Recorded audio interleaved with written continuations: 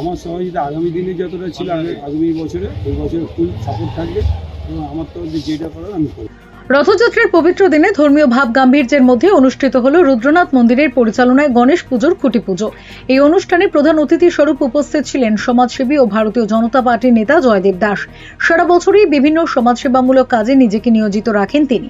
রথযাত্রা উপলক্ষে এদিন শহরের একাধিক এলাকায় তার উদ্যোগে সাধারণ মানুষের মধ্যে খিচুড়ি, আলুর দম ও পাঁপড় ভাজা বিতরণ করা হয়। সেই ব্যস্ততার মধ্যে তিনি যোগ দেন রুদ্রনাথ মন্দিরের এই শুভ অনুষ্ঠানে। জয়দেব দাসের উপস্থিতিতে বৈদিক মন্ত্রোচ্চারণ এবং ধর্মীয় আচার মেনে সম্পন্ন হয় গণেশ পুজোর খুঁটি পুজো। তাকে কাছে পেয়ে উচ্ছ্বসিত হয়ে পড়েন এলাকাবাসী। উপস্থিত ভক্ত উদ্যোক্তারা তাকে শুভেচ্ছা জানান এবং অনুষ্ঠানের সাফল্য কামনা করেন।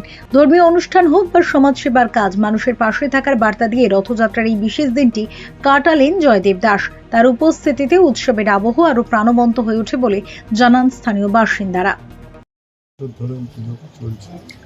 একটু নামাও সমাচার টিভি। আর ভাই ছোটো ছোটো ভাইরা সবাই মিলে পুজোটা করেছিল বলে পুজোটা হয়েছে গণপতি বাপ্পার পুজো। তাই জন্য আমরা কোনো দেখে পুজো করি না, মন্দিরে পুজো করি। বাবাকে ভালোবাসি, গণেশ বাবাকে ভালোবাসি, জগন্নাথ দেবতাকে ভালোবাসি। তাই আমার দাদারা আমার সাথে আছে, ছোটো ছোটো ভাইরা সবাই মিলে এই পুজোটা করা।